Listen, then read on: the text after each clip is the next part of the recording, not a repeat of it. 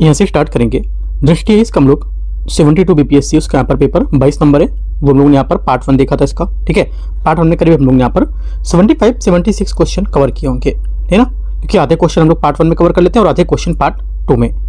तो स्टार्ट करते हैं, पार्ट 2 को यहाँ पर देखेंगे। पार्ट 2 कहने का मतलब 150 क्वेश्चन को आधे आधे पार्ट में हम लोग कवर करते हैं, ठीक है। पार्ट 1 और पार्ट 2 में आधे आधे क्वेश्चन। तो यहाँ से इसको करेंगे पार्ट 2 नंबर को भी, और उसके बाद फिर हम लोग आज एक और पेपर देखेंगे बीपीएससी का, जो कि हो सकता है कि आपका पीसीडब्ल्यू का हो, है ना, या आस्थायस का है, या जो भी रहेगा। आप कमेंट करके बता सकते हो कौन सा पेपर में लेके आऊँ। तो यहाँ पर ये कराने के बाद आप कमेंट कर देना, देखने के बाद तो वो पेपर मैं आपको करा दूंगा, फुल लेंथ पेपर, ठीक है। स्टार्ट करते हैं, क्वेश्चन आते हैं, देखते हैं यहाँ से। 75 तक पूरे हो गए थे, 76 से देखते हैं। 76 से गरीब जो प्रकार है गरीबी का, उसके बारे में विचार करने कौन सा सही है। परिस्थिति जन गरीबी, जो परिस्थिति जन गरीबी होती है, इनमें से बोला है कि प्रायः प्राकृतिक आपदाओं जैसी आकस्मिक विपत्तियों के कारण उत्पन्न होती है। पहला क्या होगा, 76 का पहला स्टेटमेंट यहाँ से करेक्ट हो जाएगा, पहली बात सही है। सेकंड बात है, पीढ़ीगत गरीबी उन परिवारों द्वारा अनुभव की जाती है जो कम से कम 2 पीढ़ियों से गरीब में जीवन यापन कर रहे होते हैं। सेकंड बात भी करेक्ट हो जाएगी। तीसरा है, सापेक्षिक गरीबी का तात्पर्य भोजन और आवास जैसी बुनियादी आवश्यकताओं को कमी से होता है। ये गलत है, क्योंकि जो सापेक्ष या सापेक्षिक जो गरीबी होती है, ये क्या होती है, ये बोला है कि भोजन तात्पर्य, इसका तात्पर्य भोजन और आवास जैसी बुनियादी आवश्यकताओं से कमी, तो गलत होगा ये, है ना, क्योंकि सापेक्षिक गरीबी को जो तात्पर्य होता है, ये उस स्थिति को दर्शाता है जहां व्यक्ति किसी समाज में आय की औसत आय की तुलना में काफी कम हो जाती है, उसको दर्शाता है, ठीक है। तो ये गलत होगा, आंसर क्या होगा, 1-2 करेक्ट है। 77 नंबर है, अर्थव्यवस्था में मनी मल्टीप्लायर जो है उसके बारे में विचार करना है। ये इसका क्या तात्पर्य होगा। देखो, इसका तात्पर्य कि ये प्रत्येक 1 रुपए के आधार मुद्रा से बैंकों द्वारा उत्पन्न की जाने वाली व्यापक मुद्रा की राशि से होता है, क्योंकि मनी मल्टीप्लायर उस प्रक्रिया को दर्शाता है जिसमें इसके माध्यम से वाणिज्यिक बैंकिंग प्रणाली ऋण देकर मुद्रा का सृजन करती है, और व्यापक मुद्रा M3 जो होती है, और आरक्षित मुद्रा जो M0, राइट, उसका आधार मुद्रा का अनुपात के बराबर होता है। जब बैंक जमा प्राप्त करती है तो वे एक हिस्से को आरबीआई द्वारा निर्धारित करती है, ठीक है, और यह आरक्षित रूप में रखती है, और शेष ऋण को ऋण के रूप में ले लेती है, और यह ऋण बाकी अन्य व्यक्तियों के लिए जमा धन बन जाता है, जिससे आगे चलकर यह ऋण दिया जा सकता है, ठीक है। ये चक्र क्या होता है, कुल मुद्रा की आपूर्ति को बढ़ाता रहता है, ठीक है। इस प्रकार यहाँ पर यह मनी सप्लायर जो होगा, मनी मल्टीप्लायर होता है, उसको दर्शाता है। आंसर क्या होगा, बी करेक्ट है। क्वेश्चन नंबर 78 है, भारत के यहाँ पर व्यापार नीति के बारे में विचार करना है। यदि यहाँ पर वैश्विक स्तर पर कच्चे तेल की कीमतें तेजी से बढ़ती हैं तो भारत का चालू खाता घाटा बढ़ने की संभावना होती है। 78 का पहला स्टेटमेंट क्या होगा, करेक्ट है। स्वर्ण के अधिक आयात से आमतौर पर भारत के व्यापार संतुलन में सुधार होता है।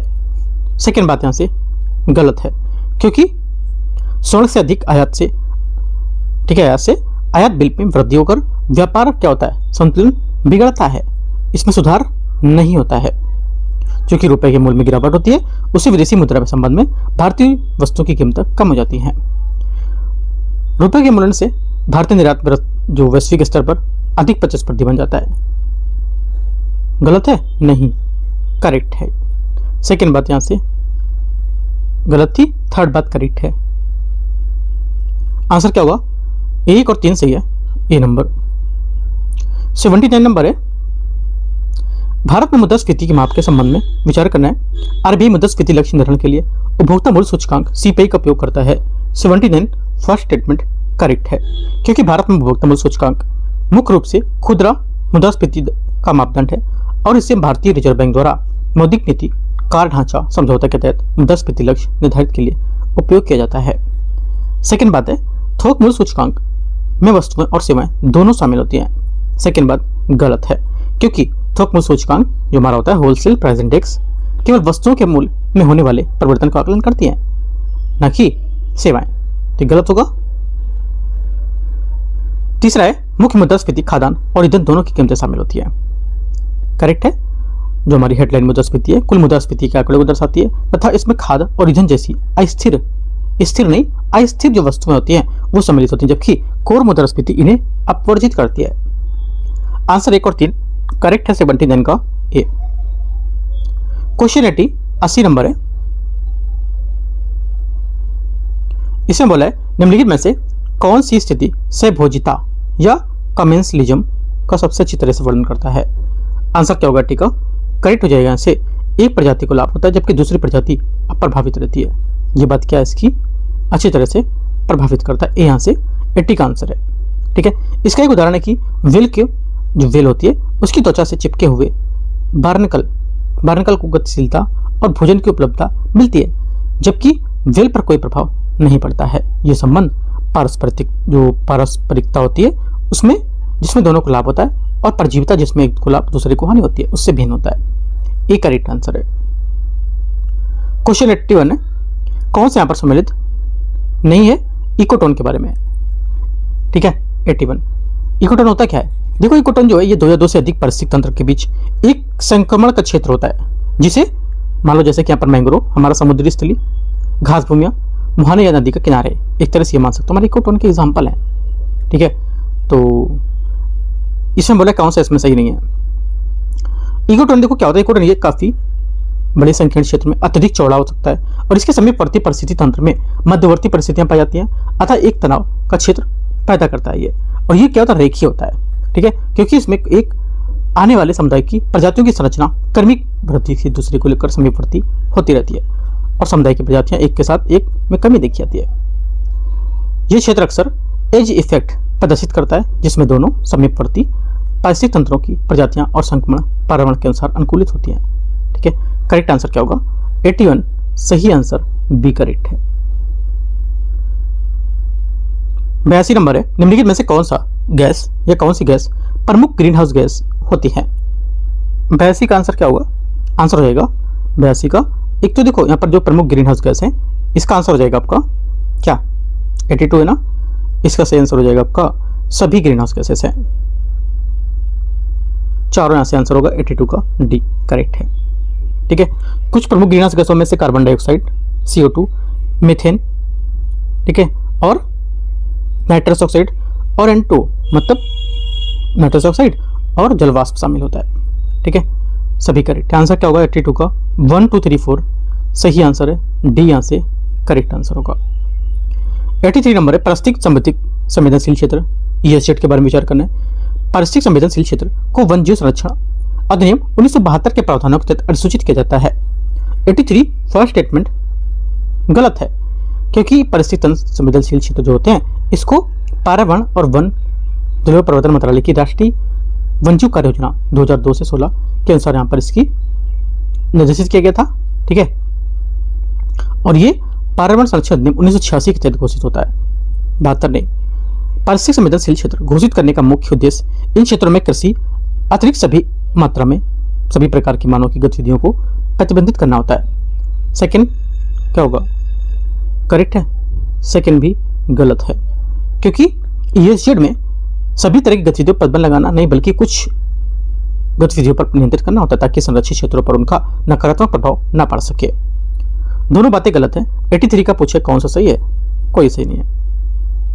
84 नंबर है। 84 सुमेलित कौन सा नहीं है?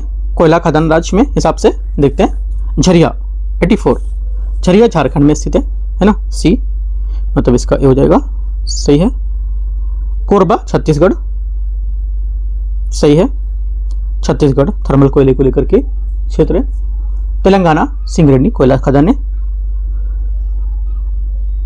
सिंगरेनी जो हो जाएगा आपका तेलंगाना में होगा ना, तमिलनाडु नहीं होगा, ये गलत हो जाएगा। तालचेर ओडिशा करेक्ट है। Correct answer A B D correct है लेकिन सी गलत है और गलत ही पूछा है तो सी। क्वेश्चन 85 है। निम्नलिखित संरक्षित क्षेत्रों पर विचार करना है। बांदीपुर, भीतरकनिका, इंद्रावती, रातापानी किसे टाइगर रिजर्व घोषित किया गया है? 85 का आंसर हो जाएगा ये घोषित किया गया है एक तो बांदीपुर को, इंद्रावती और रातापानी, भीतरकनिका को नहीं किया गया है ना, ये गलत होगा क्योंकि भीतरकनिका टाइगर रिजर्व नहीं है। राइट, ओडिशा में स्थित भीतरकनिका राष्ट्रीय उद्यान है, एक मैंग्रोव पारिस्थितिक तंत्र है और यहाँ 8 प्रकार की किंगफिशर पक्षियों की उपस्थितियां पाई जाती हैं जो काफी दुर्लभ हैं। आगे आते क्वेश्चन, आंसर क्या होगा? 134 बी। 86 नंबर है 86, मंजूषा चित्रकला के बारे में विचार करना है। ये भोजपुरी क्षेत्र में की व्यापक लोक कला होती है। पहला क्या होगा, पहली बात 86 का स्टेटमेंट यहाँ से करेक्ट है, सही नहीं है, गलत है, क्योंकि मंजूषा पेंटिंग जिसे स्क्रॉल पेंटिंग भी कहता है, ये भागलपुर बिहार की एक लोकप्रिय कला है। ठीक है। सेकेंड बात है, इसे भारतीय इतिहास की एकमात्र कला के रूप में माना जाता है जो कहानी के क्रमबद्ध तरीके से प्रस्तुत करती है और जिसे चित्रण की एक श्रृंखला के माध्यम से प्रदर्शित किया जाता है। ठीक है। इसे सर्प चित्रकला के नाम से भी जानते हैं। दोनों बातें करेक्ट हैं, 2 और 3 इसकी। पहली बात गलत थी। और मंजूषा चित्रकला के पात्रों को अंग्रेजी के जो एक्स अक्षर होता है उससे रूप में व्यक्त करते हैं। 2 और 3 करेक्ट है, आंसर सी। 87 है 87, बिहार के भागलपुर जिले में सुल्तानगंज रेलवे स्टेशन का नाम बदलकर किस प्रतिष्ठित हिंदू मंदिर के नाम पर रखने का प्रस्ताव किया गया है? आंसर क्या होगा? करेक्ट आंसर हो जाएगा 87 का यहां से बी करेक्ट आंसर है, अजगैबीनाथ धाम इसका आंसर होगा। अजगैबीनाथ धाम करेक्ट आंसर है। ठीक है। नाम बदलने का उद्देश्य इस स्थल का धार्मिक और सांस्कृतिक महत्व को उजागर करना और क्षेत्र में पर्यटन को बढ़ावा देना होगा। यह मंदिर गंगा नदी के तट पर स्थित एक प्रमुख तीर्थ स्थल है और स्थानीय समुदाय को धार्मिक नेताओं द्वारा लंबे समय से इसकी मान्यता को समर्थन दिया जा रहा है। ठीक है। अजगैबीनाथ धाम। महात्मा गांधी की किस जयंती पर बिहार के मुख्यमंत्री द्वारा पटना में नवनिर्मित बापू टावर का उद्घाटन किया गया है? आंसर हो जाएगा 88 का करेक्ट आंसर यहां से 155वां। ठीक है। आगे आते हैं। 89 नंबर है, बिहार के किस जिले में नवनिर्मित बुद्ध सम्यक दर्शन संग्रहालय एवं स्मारक स्तूप का उद्घाटन किया गया है? क्या आंसर होगा? 89 का आंसर हो जाएगा यहां से करेक्ट, वैशाली इसका करेक्ट आंसर है। आधुनिक भारतीय इतिहास में पहली बार वैशाली जिले में एक स्तूप पूरी तरह से पत्थर से बनाया गया था, बिना सीमेंट या ईंट कंक्रीट का प्रयोग किए। उल्लेखनीय बात यह कि इसकी कुल ऊंचाई विश्व प्रसिद्ध सांची स्तूप के लगभग 2 गुनी थी। 90 नंबर है, कोलाइडल विलयन के बारे में विचार करना है। ये प्रकाश पुंज की प्रकीर्णन करते हैं और टिंडल प्रभाव प्रदर्शित करते हैं। 90 का फर्स्ट स्टेटमेंट यहाँ से करेक्ट है। सेकंड, कोलाइडल विलयन में कण का आकार निलंबन की तुलना में अपेक्षाकृत छोटा होता है। सेकंड बात भी यहाँ से क्या हो जाएगी इसकी करेक्ट हो जाएगी। दोनों बातें सही है। तीसरा है क्या? तीसरा नहीं है, 2 स्टेटमेंट है। 90 का आंसर सी। 91 RDX ये क्या है? अभी देखते हैं ना कभी कभी RDX पकड़ा गया या इतने किलो RDX तो ब्लास्ट हुआ है, तो क्या है ये? देखो जो RDX है इस अथवा रॉयल डिमोलिशन एक्सप्लोसिव एक सिंथेटिक विस्फोटक है जिसका रासायनिक नाम 135 ट्रिनिट्रो 135 ट्राइजीन है। ठीक है। 135 ट्रिनिटो 135 ट्राइजीन इसको बोलते हैं, ये भी बोल सकते हो इसका रासायनिक नाम। राइट। हालांकि इसकी गंध और स्वाद में संबंध में जानकारी उपलब्ध नहीं है, किंतु ये उजले रंग का पाउडर जैसा पदार्थ दिखाई देता है। काफी विस्फोटक होता है। RDX का उपयोग प्रायः उन अन्य विस्फोटकों घटक के रूप में किया था जहां यह मानव निर्मित उत्पाद है जो पर्यावरणीय स्वाभाविक रूप से नहीं पाया जाएगा पर्यावरण में। ठीक है। और ये अन्य पदार्थों के साथ संयोजन करके इसको दहन कर सकते हैं। आगे आते क्वेश्चन, आंसर क्या होगा? 91 का सी करेक्ट है, केवल 3। Question number 92, green hydrogen hub के विकास के लिए निम्नलिखित में से किस बंदरगाह का अभिनंदन किया गया है? 92 का आंसर हो जाएगा ये किया गया है। एक तो दीनदयाल बंदरगाह, दूसरा हो जाएगा पारादीप, चौथा हो जाएगा VU चिदम्बरम बंदरगाह। मुंबई बंदरगाह इसमें नहीं होगा। 92 का सी यहां से करेक्ट आंसर है। ठीक है। 93 नंबर है, ब्रह्मांड में ब्लेजर क्या है? ब्रह्मांड में ब्लेजर क्या है बताओ? करेक्ट आंसर होगा ब्रह्मांड में जो ब्लेजर है विशाल ब्लैक होल द्वारा संचालित एक प्रकार की आकाशगंगा है। ठीक है। ब्लेजर्स एक प्रकार की आकाशगंगा है जो एक विशाल ब्लैक होल द्वारा संचालित होती है और आकाश में सबसे चमकीले और सबसे ऊर्जावान पिंडों के रूप में जानी जाती है। ब्लेजर्स की खोज की गई थी और वे सक्रिय गैलेक्टिक नाभिक की श्रेणी में आता है जिसका नाम सुपरमैसिव ब्लैक होल के नाम पर पड़ा जो उन्हें संचालन करते हैं। 93 का बी। 94 दांतों में सड़न प्रारंभ होती है जब मुंह का pH 5.5 से नीचे चला जाता है। 94 फर्स्ट स्टेटमेंट करेक्ट है। शर्करा और कार्बोहाइड्रेट से भरपूर आहार मुंह के पीएच को कम करने में योगदान दे सकता है। सेकेंड करेक्ट है। नियमित रूप से ब्रश करने से मुंह में पीएच 5.5 से ऊपर बनाए रखने की सहायता मिल सकती है। तीसरा क्या होगा, ये भी करेक्ट है। तीनों बातें सही है। 94 1 2 3 4 1 2 3 सही है। 94 का आंसर 1 2 3 डी करेक्ट है। 95 आते हैं क्वेश्चन। S-400 ट्रायम्फ मिसाइल प्रणाली के संबंध में विचार करना है। ये एक लंबी दूरी की सतह से हवा मार करने वाली चलयमान मोबाइल मिसाइल प्रणाली है। पहला क्या होगा, 95 का स्टेटमेंट यहाँ से करेक्ट हो जाएगा। दूसरी बात है, इसे इजराइल द्वारा विकसित किया गया है। सेकंड गलत है, क्योंकि इसे रूस द्वारा विकसित किया गया, ना कि इजराइल। इसकी मारक क्षमता 30 किलोमीटर तक ऊंचाई के साथ 400 किलोमीटर तक है। ये बात करेक्ट है। 1 और 3 सही है, ठीक है। और एक साथ ही 36 लक्ष्यों पर हमला कर सकती है, ठीक है। और इसकी मारक क्षमता 30 किलोमीटर की ऊंचाई से 400 किलोमीटर तक होती है ना। आंसर क्या हो जाएगा, आंसर हो जाएगा बी करेक्ट है। 1 और 3 स्टेटमेंट इसका। 96 से पदार्थ के रूपों के संबंध में विचार करना है।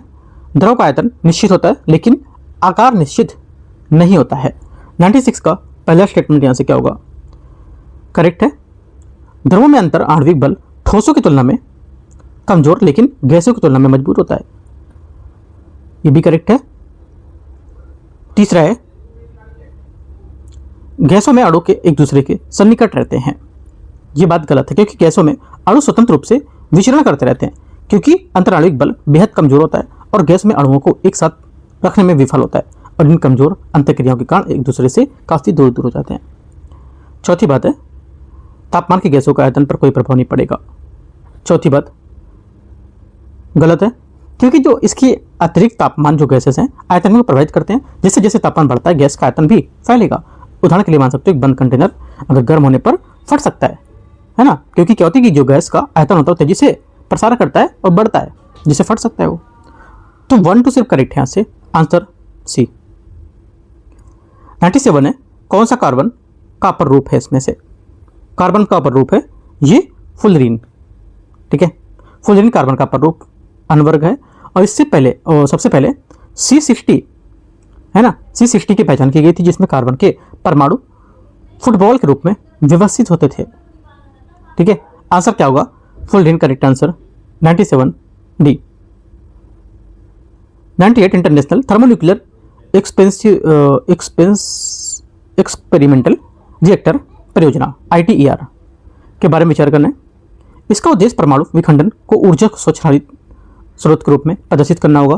पहली बात यहाँ से गलत है, क्योंकि अंतर्राष्ट्रीय थर्मोन्यूक्लियर जो न्यूक्लियर प्रायोगिक रिएक्टर है, ठीक है, ये परियोजना का उद्देश्य परमाणु संलयन की स्वच्छता को हरित ऊर्जा के रूप में प्रदर्शित करना होगा। पहली बात यहां से गलत हो जाएगी इसकी। सेकंड, भारत इस परियोजना का सदस्य देश नहीं है। सेकंड बात गलत है, क्योंकि भारत इसका सदस्य के रूप में शामिल है। दोनों गलत हो गए। तीसरा यहाँ पर नहीं दे रखा है, तो 98 का क्या होगा, दोनों गलत हैं। सही पूछा तो कोई सही नहीं है। 99 है, निम्नलिखित में से विषमांगी मिश्रण का उदाहरण नहीं है। विषमांगी मिश्रण का उदाहरण नहीं है, कौन सा। करेक्ट आंसर हो जाएगा जल और एथिल अल्कोहल का मिश्रण। समांगी मिश्रण वह मिश्रण होता है जिसमें घटक पूरी तरह से एक साथ मिश्रित होते हैं और उनकी संरचना समान हो जाती है, जैसे कि जल और एथिल अल्कोहल का मिश्रण, ठीक है। ये क्या होगा, ये हो जाएगा समांगी मिश्रण, ना कि विषमांगी। विषमांगी नहीं है, गलत हो गया ये यहाँ से गलत आंसर है। क्वेश्चन 100 है, बायोडिग्रेडेबल पेपर सुपर कैपेसिटर के बारे में विचार करना है। ये एक विद्युत रसायन आवेश भंडारण उपकरण है जिसमें तीव्र आवेश, अनावेश चक्र, उच्च शक्ति घनत्व और दीर्घ जीवन चक्र होता है। 100 का फर्स्ट स्टेटमेंट यहाँ से करेक्ट। इसे समुद्री शैवाल से विकसित किया गया है। सेकंड भी करेक्ट है, क्योंकि इस डिवाइस को 10 सेकंड में पूरी तरह से चार्ज करने वाला ये सुपर कैपेसिटर समुद्री शैवाल में विकसित किया गया है। तीसरा नहीं है, दोनों बातें करेक्ट है। आंसर 1 और 2 सी। 101 नंबर है, निम्नलिखित में से किससे Li या लिथियम आयन बैटरी में इलेक्ट्रोड के रूप में उपयोग किया जाता है, किसको, इन तीनों में। आंसर हो जाएगा, इसको करते हैं एक तो lithium cobalt oxide, lithium manganese oxide, lithium iron phosphate, तीनों करेक्ट हैं। आंसर क्या होगा 1 2 3 सभी आंसर स्टेटमेंट इसका करेक्ट है, तीनों डी करेक्ट आंसर हो जाएगा 101 का। 102 नंबर है श्वेत फास्फोरस के संबंध में विचार करना है। श्वेत फास्फोरस का प्रयोग सेना द्वारा युद्ध में आयुध के रूप में कर सकते हैं। 102 का पहला स्टेटमेंट यहाँ से करेक्ट है, सही है। श्वेत फास्फोरस रासायनिक आयुध अभिसमय के अंतर्गत एक रासायनिक आयुध के रूप में वर्णित है। सेकेंड बात गलत है, क्योंकि रासायनिक हथियार सम्मेलन के अंतर्गत श्वेत फास्फोरस को रासायनिक हथियार के रूप में वर्गीकृत नहीं किया गया है, क्योंकि ये अपनी रासायनिक क्रिया के माध्यम से ही जीवन की प्रक्रियाओं को प्रभावित करने का स्थान में आग लगाने को एजेंट के रूप में काम करेगा। तीसरी बात है, पहला सही था दूसरा गलत है, तीसरा यहाँ पे है नहीं, है ना, तो आंसर क्या होगा, सही पूछा है तो केवल एक। डेनियल सेल का उपयोग किया जाता है किसमें, डेनियल सेल का उपयोग किया जाता है, करेक्ट आंसर हो जाएगा 103 का सही आंसर यहाँ से सी, रासायनिक ऊर्जा को विद्युत ऊर्जा में परिवर्तित करने के लिए, सी यहाँ से सही आंसर होगा 103 का।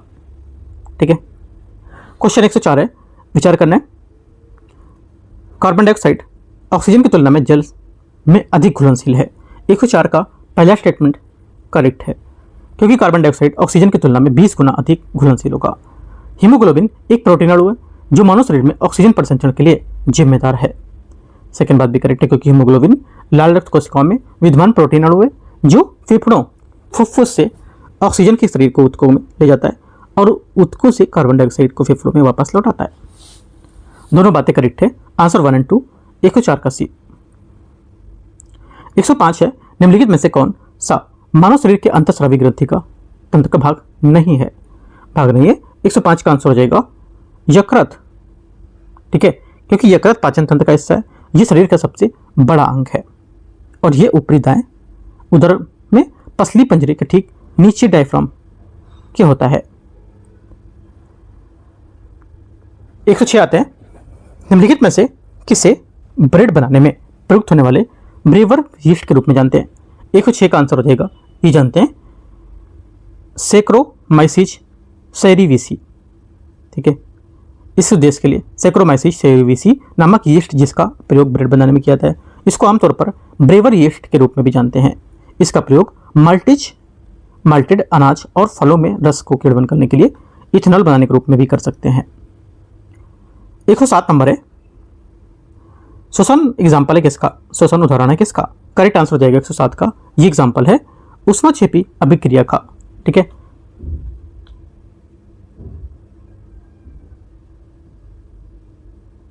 आगे आते हैं question 108, dichloro diphenyl trichloro ethane एक उदाहरण है किसका। ये एग्जाम्पल है कीटनाशक का। ठीक है, कीटनाशक का एग्जाम्पल है ये। आगे आते हैं क्वेश्चन 109, निम्नलिखित में से कौन सा सही नहीं है, कौन सा सही नहीं है 109 में, ये बताना है। यहां से जो सही नहीं होगा करेक्ट आंसर 109 का हो जाएगा क्या, ये सी करेक्ट है। समूह 16 के तत्व उत्कृष्ट गैस के रूप में जाने जाते हैं, ये गलत है, क्योंकि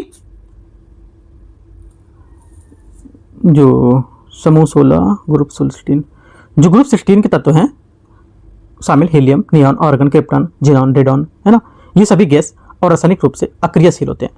ठीक है, और जो हम लोग यहाँ बात कर रहे हैं सी स्टेटमेंट में, ये क्या होता है, ये कम यौगिक बनाती है, इसी कारण इन्हें उत्कृष्ट गैस कहते हैं। रेडॉन और ऑर्गेनेशन को छोड़कर सभी गैसें वायुमंडल में पाई जाती हैं और हीलियम अज्वलनशील तथा हल्की गैस है। ठीक है, तो ये सब याद रखना है, सी स्टेटमेंट यहाँ से गलत है इसका। क्वेश्चन नंबर 110 है, टमाटर निम्नलिखित में से कौन सा अम्ल पाया जाता है टमाटर में, आंसर हो जाएगा 110 का करेक्ट आंसर ऑक्जेलिक एसिड इसका सही आंसर होगा। 110 का डी करेक्ट आंसर है, टमाटर में ऑक्जेलिक एसिड। उसके बाद सिट्रिक अम्ल किसमें पाया जाता है, फिर सिट्रिक अम्ल जो पाया जाता है संतरा।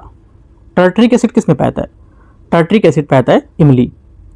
मैलिक एसिड किसमें होता है, मैलिक एसिड जो है आपका किसमें होता है, मैलिक एसिड आपको इसमें तो होगा नहीं, मैलिक एसिड का आपको कमेंट करके बताना किसमें होता है मैलिक एसिड। ठीक है, बताना क्या होगा मैलिक एसिड किसमें पाया जाता है।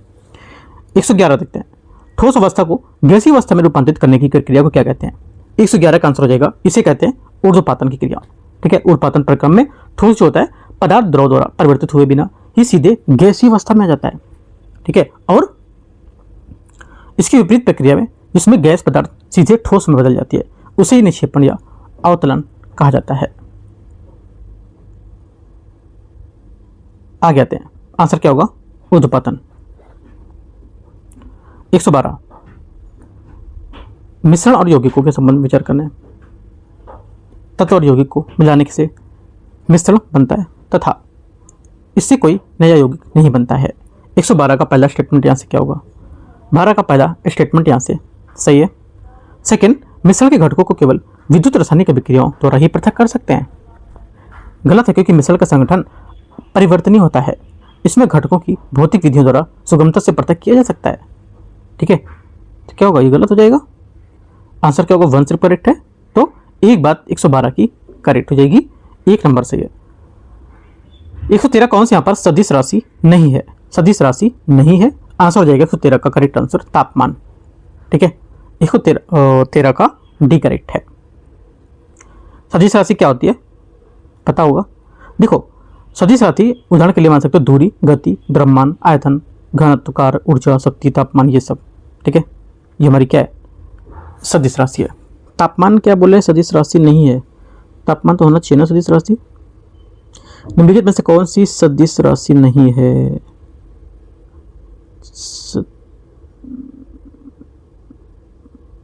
अच्छा, उदाहरण के लिए दूरी, गति, अदिश राशि है ये। सदिश राशि के एग्जाम्पल होंगे। अच्छा, सदिश राशि होती है तुम्हारी विस्थापन, वेग, बल, गति, त्वरण और ध्रुवीकरण, ये है ना। यहाँ पर ये नहीं होगा तापमान, ये अदिश की बात कर रहा है। सदिश होती क्या है? देखो, सदिश राशि होती है वो भौतिक राशियाँ जो परिमाण और दिशा दोनों द्वारा प्रमाणित होती हैं और परिभाषित की जाती हैं, सदिश राशियाँ कहलाती हैं। ठीक है, क्वेश्चन 14, हीलियम के संबंध में विचार करना है। यह ब्रह्मांड में सबसे प्रचुर मात्रा में पाया जाने वाला तत्व होता है। पहली बात यहाँ से गलत है, क्योंकि हीलियम यह हाइड्रोजन के ठीक बाद ब्रह्मांड में दूसरा सामान्य तत्व है और ये एक रंगहीन और गंधहीन गैस है जो अन्य तत्वों के साथ अभिक्रिया नहीं करती है। इसमें सभी तत्वों के सबसे कम गलनांक और क्वथनांक होते हैं और निरपेक्ष शून्य के तापमान को हीलियम पदार्थ तरल बना रहता है, जबकि इसी तरह के तापमान को शीतलन होने के अधिकांश पदार्थ ओस बन जाती है। सेकंड करेक्ट है, एक गलत है, दूसरा सही है, तो आंसर यहाँ से बी करेक्ट है। 115 है जन विश्वास संशोधन 2026 के बारे में।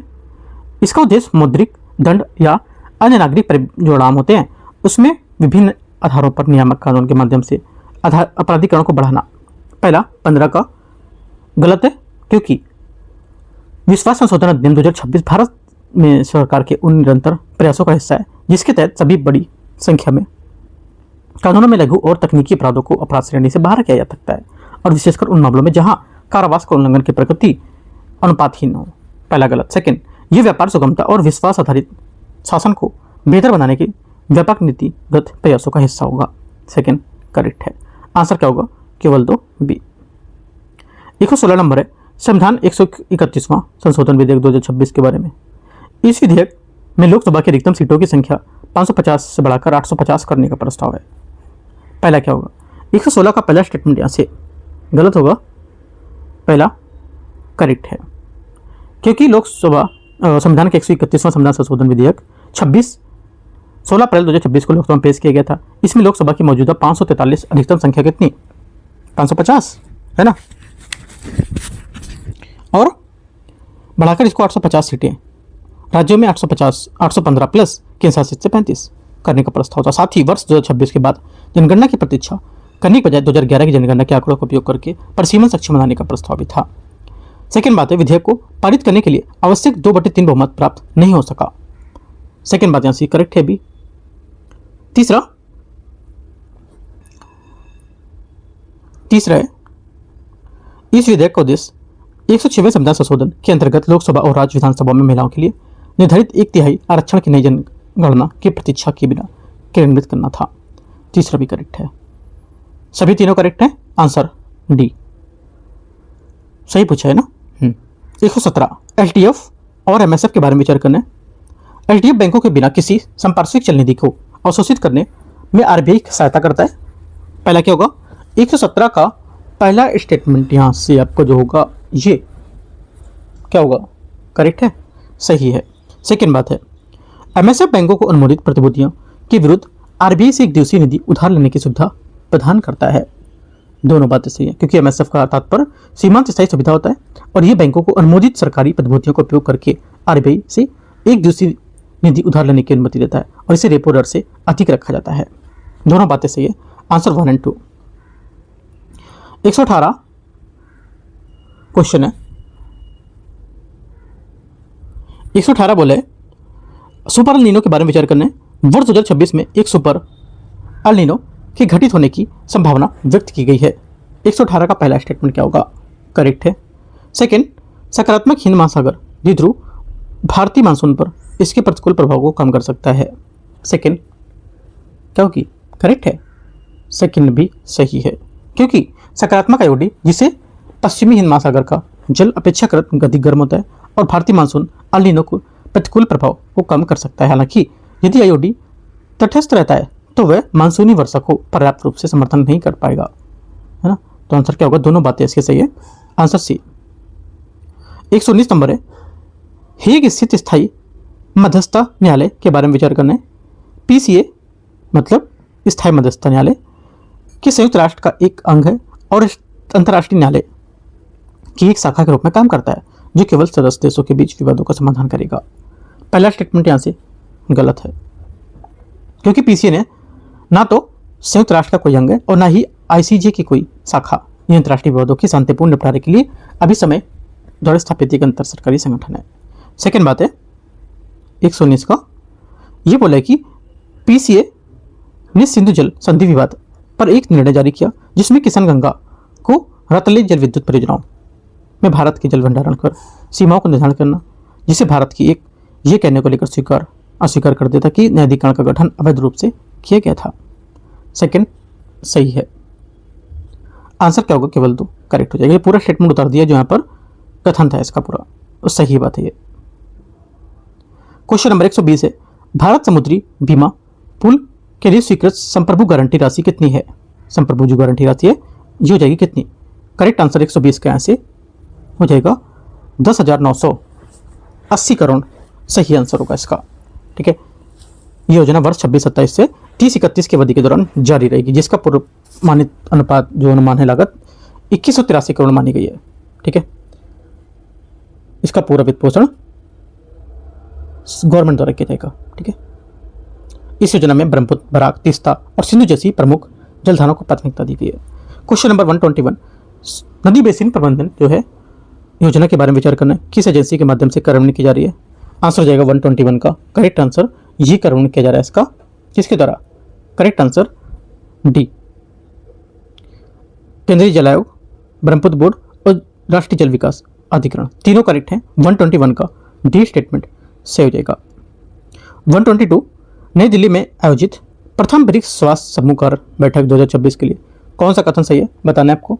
यहाँ से जो सही स्टेटमेंट है, पहली बात ये बोला है कि केंद्रीय स्वास्थ्य और परिवार कल्याण मंत्रालय जो है ये इसके द्वारा आयोजित इस बैठक का विषय था अनुकूल नवाचार सहयोग और संधारणी के लिए निर्माण। 122 का पहला स्टेटमेंट सही है। सेकंड, ब्रिक्स ने स्वास्थ्य कार्य जो समूह है ना, इसमें विश्व स्वास्थ्य संगठन WHO के अधीन एक वैधानिक निकाय के रूप में काम करता है। सेकंड बात यहाँ से गलत है, क्योंकि ब्रिक्स स्वास्थ्य समूह जो है ब्रिक्स ढांचे के अंतर्गत एक विशेष अंतर सरकारी मंच है। इसमें वरिष्ठ स्वास्थ्य अधिकारी और तकनीकी विशेषज्ञ सार्वजनिक स्वास्थ्य चुनौतियां पर समन्वय स्थापित करने को लेकर के नीति उपाय साझा करने के लिए शामिल होते हैं। इसे बाध्यकारी मानदंड जारी करने का अधिकार नहीं है। ठीक है, तो 1 सिर्फ करेक्ट है। आंसर यहाँ से एक बात इसकी सही हो जाएगी। आगे क्वेश्चन है 123, गृहिणी जो है उसकी विधिक स्थिति और उसके कार्य मूल्यांकन से संबंधित सर्वोच्च न्यायालय के ऐतिहासिक निर्णय के बारे में विचार करना है। सर्वोच्च न्यायालय ने औपचारिक रूप से गृहिणियों को आर्थिक इकाई और राष्ट्र निर्माता के रूप में वर्गीकृत किया है। 123 फर्स्ट स्टेटमेंट क्या हुआ? करेक्ट है। सेकंड, न्यायालय ने मोटरयान दुर्घटना मामले में घरेलू देखभाल की हानि नामक एक समर्पित नई जो विधिक मुआवजा श्रेणी है उसकी स्थापना की थी, जिसका आधारभूत मूल्य 30,000 रुपये प्रति माह था। सेकेंड बात भी सही है, दोनों बातें यहाँ पर एकदम करेक्ट है। आंसर सी। 124 नंबर है, हाल ही में दिए गए गोल्डमैन पार्यावरण पुरस्कार के बारे में, सही है। कौन सा? गोल्डमैन पर्यावरण पुरस्कार। इस संस्करण में इतिहास में पहली बार पुरस्कार विजेता महिलाएं थी, जिससे ये एक ऐतिहासिक सर्व महिला पुरस्कार विजेता समूह बन गया है। 24 फर्स्ट स्टेटमेंट करेक्ट है। ये पुरस्कार जलवायु न्याय, जैव विविधता संरक्षण और स्वदेशी भूमि अधिकारों जैसे क्षेत्रों को कम करने के लिए काम करने वाले जमीनी स्तर पर पर्यावरणीय कार्यकर्ताओं को सम्मानित करता है। सेकंड बात भी सही है, दोनों यहां से एकदम 24 का करेक्ट है, सी। 25 नंबर है 125, निम्नलिखित में से किस प्रमुख मध्य पूर्वी ऊर्जा उत्पादक देश ने आधिकारिक तौर पर पेट्रोलियम निर्यातक देशों के संगठन ओपेक और व्यापक ओपेक प्लस गठबंधन को अपनी पूर्ण संरचनात्मक वापसी की घोषणा की है? आंसर 125 का क्या होगा?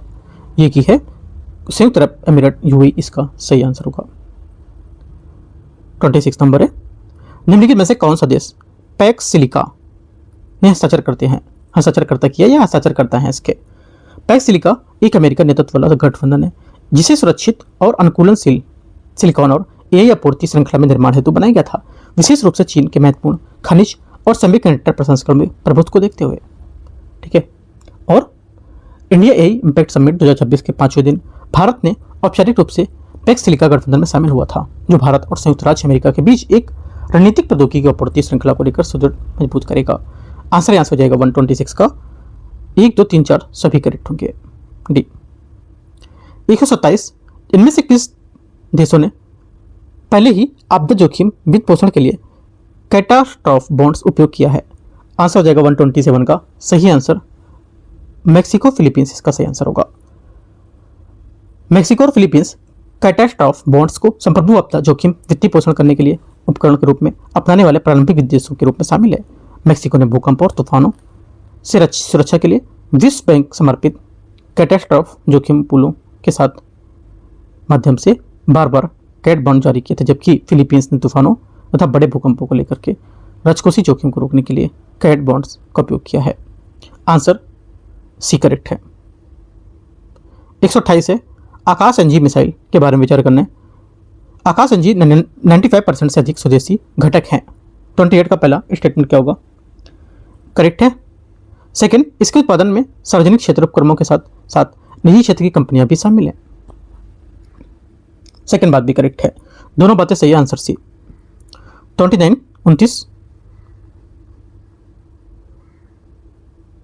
भाषणी प्लेटफॉर्म के बारे में विचार करना है। काफी न्यूज में ये भाषणी प्लेटफॉर्म भारत के डिजिटल पब्लिक इंफ्रास्ट्रक्चर का एक घटक है जो आधार, यूपीआई और डिजी लॉकर के साथ भाषाई अंतर संचालितता का स्तर प्रदान करता है। पहला क्या होगा? 29 का करेक्ट है। श्रुतलेख केवल 22 अनुसूचित भाषाओं में वास्तविक काल में बहुभाषी वाक्य लिप्तकरण और अनुवाद की सुविधा प्रदान करेगा।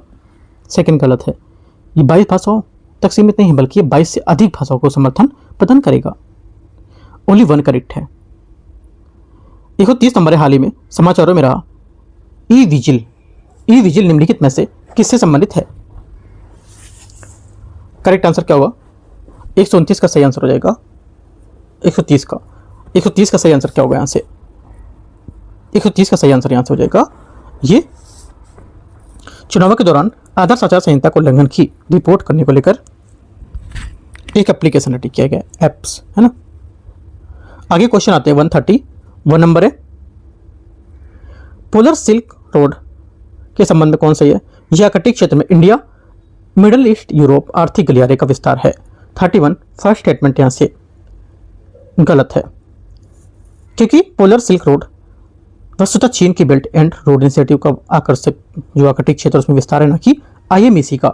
आईएमईसी एक पृथक प्रस्तावित संपर्क गलियारा है जो भारत तथा मध्य यूरोप के बीच जोड़ने वाला एक प्रकल्पित होगा और इसका आर्कटिक से कोई प्रत्यक्ष संबंध नहीं है।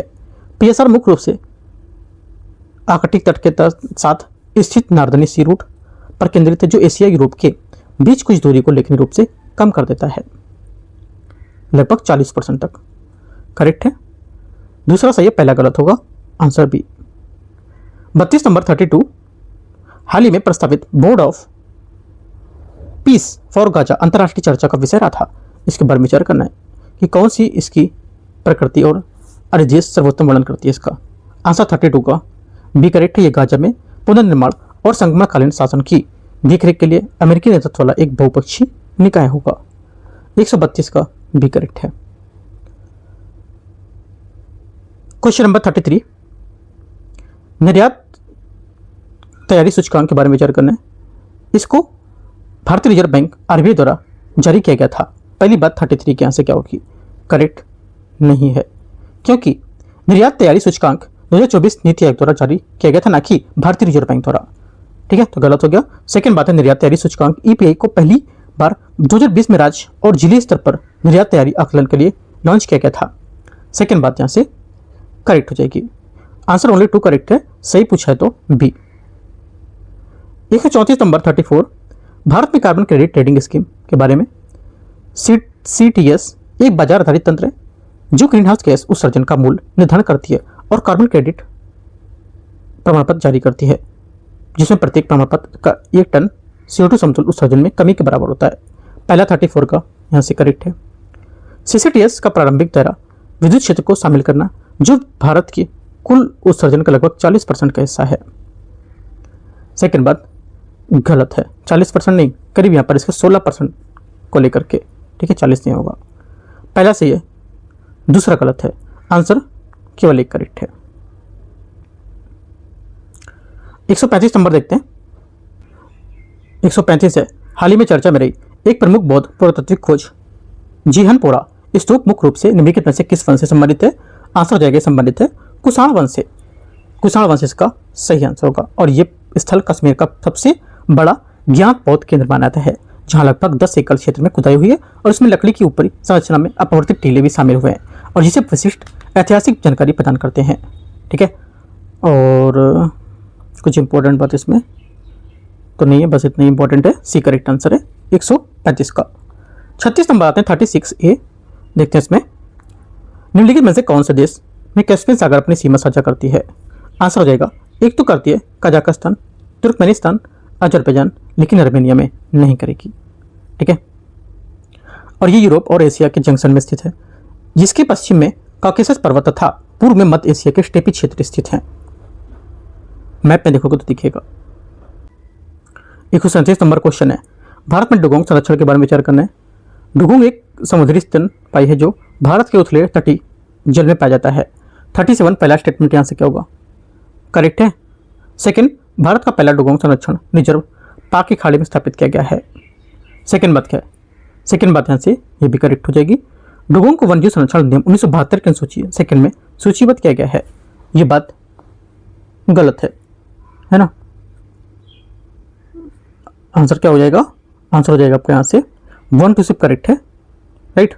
तीसरा गलत है, क्योंकि डुगोंग को वन्यजीव संरक्षण के अधिनियम 1972 की सूची सेकंड में नहीं बल्कि सूची फर्स्ट में यहाँ पर सूचीबद्ध किया गया है। 38 नंबर है, भारत के सेमीकंडक्टर इकोसिस्टम के बारे में विचार करना है। भारत की पहली सेमीकंडक्टर असेंबली, टेस्टिंग, मार्किंग एवं पैकेजिंग सुविधा गुजरात के साणंद में स्थापित की गई है। 38 का पहला स्टेटमेंट क्या होगा, करेक्ट है। यह सुविधा माइक्रोन टेक्नोलॉजी द्वारा 20,000 करोड़ से अधिक के निवेश के साथ स्थापित की गई है।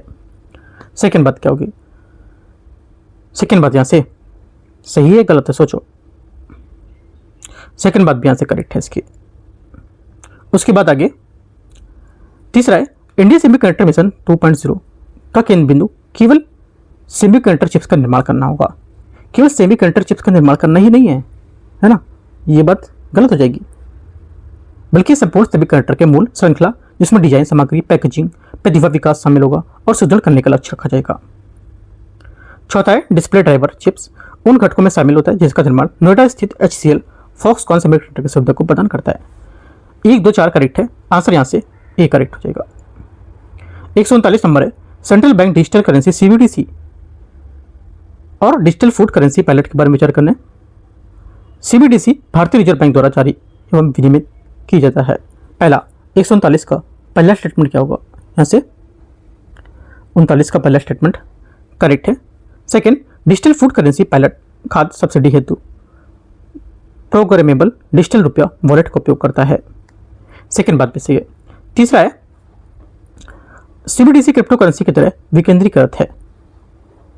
CBDC की तरह विकेंद्रीकृत नहीं होगा, गलत होगा ये। अगला है, digital food currency pilot Puducherry में लॉन्च किया गया है। ये बात करेक्ट है। 1, 2, 4 सही आंसर, ए करेक्ट है 39 का। 40 नंबर, भारत के पहले नवाचार मिशन के बारे में विचार करना है। त्रिपुरा अटल नवाचार मिशन ढांचे के तहत राज्य नवाचार मिशन प्रारंभ करने वाला भारत का प्रथम राज्य बना है। 40 का फर्स्ट स्टेटमेंट क्या होगा? करेक्ट है, सही है। सेकंड, इस मिशन का उद्देश्य भारत राज्य की उद्यमिता और नवाचार परिस्थिति तंत्र को सुदृढ़ करना होगा। सेकंड बात भी सही है। इस मिशन का प्रत्यक्ष कार्यान्वयन वाणिज्य और उद्योग मंत्रालय द्वारा किया जाएगा। तीसरा गलत है, क्योंकि ये मिशन नीति आयोग द्वारा यहाँ पर संरेखित है। 1, 2 आंसर करेक्ट है, ए। 41, एक पारिवारिक चर्चा के दौरान यह कहा गया कि रोहित मीना से 8 वर्ष बड़ा है। 4 वर्ष बाद रोहित की आयु उतनी होगी जितनी कि मीना की 2 वर्ष पूर्व की आयु दुगनी होगी। 6 वर्ष पूर्व कविता की आयु उस समय की मीना की आयु से 3 गुनी थी और मीना की कविता से वर्तमान आयु क्या होगी? आंसर 41 का बी, 16, 36। 42 नंबर, 42 नंबर नीचे दिए गए यहाँ पर बॉक्सेस में क्वेश्चन मार्क की जगह क्या आएगा बताना है। 42 में करेक्ट आंसर आएगा 42 में ये 89 89 आएगा। 143, निम्नलिखित में से 4 संख्याओं का युग्म 3 एक निश्चित प्रकार के समान है और एक प्रकार के समूह के निर्माण करती है। वे कौन सी संख्या युग्म जो उस समूह से संबंधित नहीं है? 43 का आंसर हो जाएगा ये समूह संबंधित नहीं है। 324 माइनस 324 और 78, 324 378 है ये। 44 है, यदि मार्केट को VCMPCK के रूप में कोडबद्ध किया, ऑरेंज को किस प्रकार कोडबद्ध किया जाएगा? 44 का आंसर हो जाएगा GEPYTM, इसका सही आंसर है। 44 का ए करेक्ट है। 45, एक पारिवारिक तस्वीर में खड़ी एक लड़की की ओर संकेत करते हुए अर्जुन ने कहा, वह मेरी पिता की इकलौती बहन की माँ है, कि बेटे के पुत्र की एकमात्र पुत्री है। लड़की अर्जुन से किस प्रकार संबंधित है? 45 का सही आंसर क्या होगा? ये हो जाएगा ये करेक्ट है, बहन। 46, गणती गतिविधि के दौरान एक शिक्षक अपने 5 शिक्षार्थियों विद्यार्थियों को 5 क्रमागत सम संख्याओं वाले कार्ड प्रदान करता है और शिक्षक कहता है कि इन 5 संख्याओं का औसत सबसे छोटी संख्या के 3 गुने से 24 कम है। ठीक है, कार्डों पर लिखी गई सबसे बड़ी संख्या क्या होगी? आंसर हो जाएगा 46 का करेक्ट आंसर सी, 22 होगी। 47 है, बीज गणित के अभ्यास सत्र के दौरान एक विद्यार्थी को व्यंजक 5 3x - 4y - 2 x + y 3y दिया जाता है। शिक्षक पूछते हैं कि इस व्यंजक में से क्या घटाया जाना चाहिए कि ताकि परिणाम ये प्राप्त हो।